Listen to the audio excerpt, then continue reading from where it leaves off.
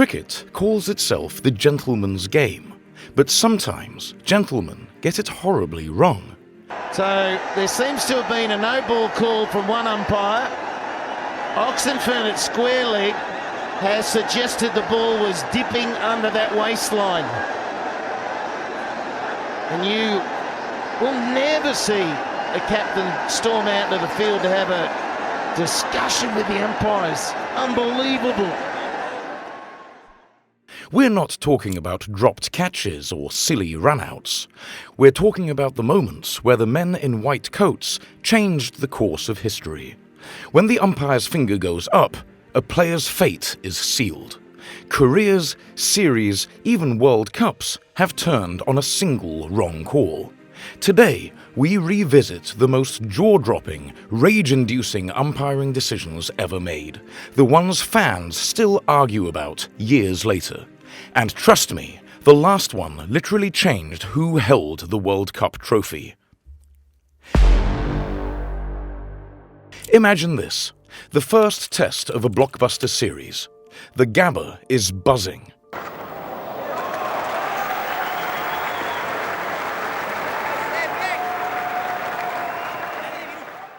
Jason Gillespie steams in.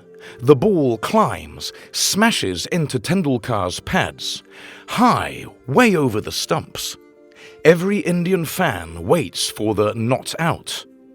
But Steve Bucknor's finger goes up. Oh, that's close. Too much bounce. Too much bounce. It nipped back. Oh, he's given him. Oh, no. That's a dreadful decision. That is a dreadful decision. That's his third duck. Have a look at this. Just watch the movement and then the bounce. Well, it's ticked back, and it's obviously very high. A strange one. I think everybody just let it pause and let it go, because everyone just thought he was going to be too high and say not out, but suddenly the finger came up. The crowd roars, but India goes silent. Tendulkar walks back, shaking his head, robbed of a Gabba showdown. Years later, Bucknor admitted he'd got it wrong. For 1 billion fans, that admission came far too late. This wasn't just a bad decision. This was an umpiring horror show. Simmons' phantom edge. He was on 30, edged it so loud you could hear it in the cheap seats. Given not out. It all started with this caught behind of an enthusiastic Ishant Sharma, who was fairly certain most people in the stands heard the nick, and once again the snicko and all the audio that we heard there suggested that he definitely got a nick. He went on to make 162, turning the match. Dravid's ghost edge. The ball brushed his pad, yet he was sent packing. Clark's trust me catch.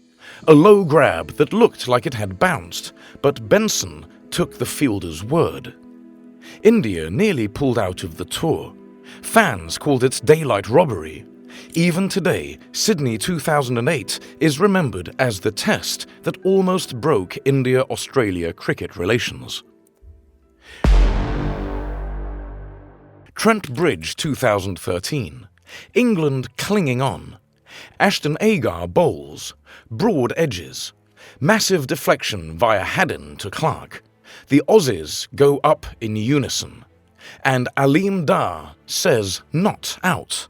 When Australia's frustration turned to anger. Oh, he's gone this time. Not the best delivery. And he's still there, Stuart Broad. What's he standing there for? They've all appealed. It looked as if he just nicked it through the keeper. Oh my goodness me. Australia had no reviews left. Broad smirks, stays put, and goes on to add 28 match-winning runs.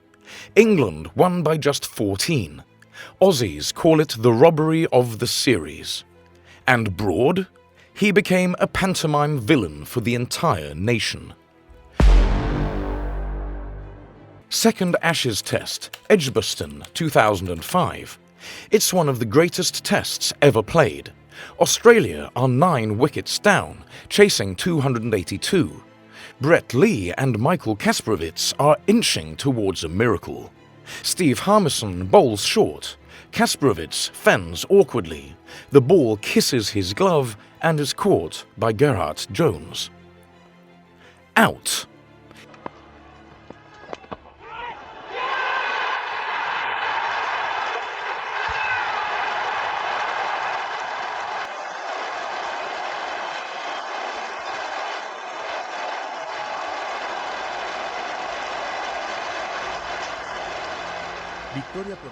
England win by just 2 runs. But replays showed Kasprowicz's hand was off the bat handle, meaning under the laws it shouldn't have been out at all. One of the most thrilling tests in history ended with one of cricket's most debated umpiring calls. Adelaide Oval, 1993. Australia versus West Indies. Series in the balance. Brian Lara, already looking dangerous, edges Shane Warne to slip. Everyone sees it. The ball carries comfortably. But the umpire shakes his head. Not out. Lara smiles, takes guard again, and what happens next is pure heartbreak for Australia. He goes on to score a match-winning 153, one of his greatest innings. West Indies takes the series. One wrong decision, and history was rewritten. Lords 2019. England need 9 from 3. Ben Stokes dives for his life. The throw smashes into his bat, deflects to the boundary. The umpires hold up 6 fingers. 2 runs, 4 overthrow. Goes again. Can he give the strike away? This is a big moment. They've got to run. They go to the other end. Oh, he gets in the way. This is going to go all the way to the boundary off the bat. Can you believe this? It has. I do not believe what I've just seen. And it will go down as 6, and Ben Stokes cannot do anything about it. He can only apologise. He didn't do it on purpose. He can't do anything about it. He does apologise. It is signalled a 6. New Zealand can't believe it. But here's the twist. The law says it should have been 5. Stokes and Rashid hadn't crossed when the throw was released. That 1 extra run changed everything. Tie game, tie super over, England win on boundary countback. To this day, Kiwi fans still call it daylight robbery, and they have the law on their side.